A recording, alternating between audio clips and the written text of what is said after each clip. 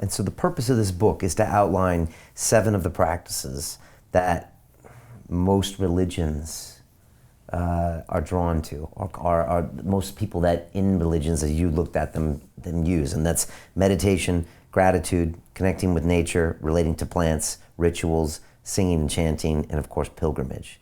Yeah. Is that why you wrote the book?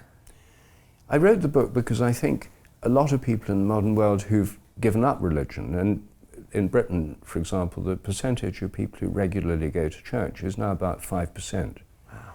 In a survey this year, for the first time, more than 50% of the population said they had no religion.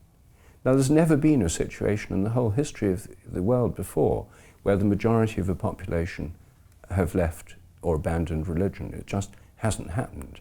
It didn't happen in Europe in the past.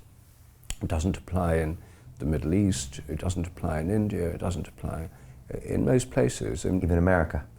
In America, America's much more religious. About 40 or 50% of people go to church on a regular basis there, compared with 5% here. Okay.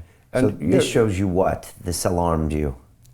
No, that a lot of people who, if you stop going to church and abandon religion, then you stop joining with other people and singing with them on a regular basis. You stop having a centre of your community where you all meet up and try and help others.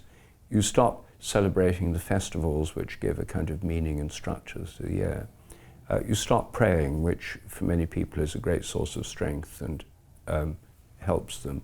You stop meditating if that's part of religious tradition. You stop going on pilgrimages because you know there's no point in going on sacred journeys if you don't believe in the sacred or the holy.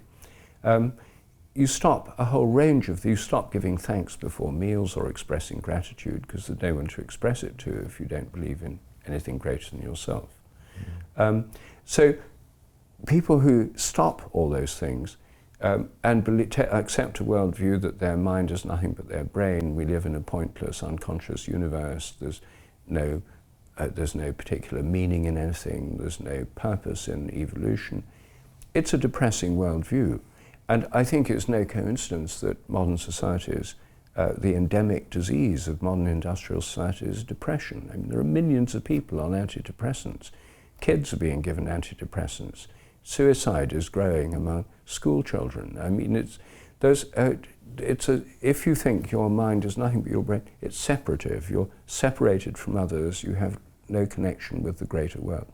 So I think we're in a situation of an unprecedented situation of separation, depression, and spiritual practices can actually help with all this. And it's not just my personal opinion. There's now been a lot of scientific research on the spiritual practices I discuss in my book, Science and Spiritual Practices, which shows that people who do these are generally speaking happier, healthier, and live longer. And most of them don't cost anything. That's the other thing. So I just feel it's very important in the modern world, in this situation, for people to know that these are available and also that these have had a scientific investigation which has shown their value. Right. So it's not just personal opinion, it's not something say, take this on faith. No, it's try it and see what happens, and probably, if you're like most people who've tried it, you'll find a benefit coming from this. I'm not in my book saying that to do these practices you have to become religious, because you don't.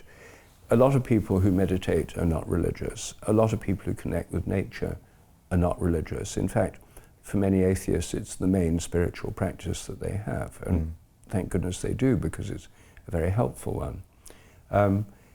You don't have to be religious even to go on a pilgrimage. A lot of the people who go on pilgrimage to Santiago de Compostela in Spain are atheists or agnostics. The British Pilgrimage Trust, which I'm a patron of, runs pilgrimages in England on foot through the fields and woods and meadows. And again, many people who go on those are atheists, they're not religious. So I'm not saying become religious. What I am saying is try these spiritual practices and your life will probably improve. Continue watching this fascinating conversation for free by clicking on the link below to visit our website, learn from the best minds in the world, and connect with a community of passionate people building the best versions of themselves.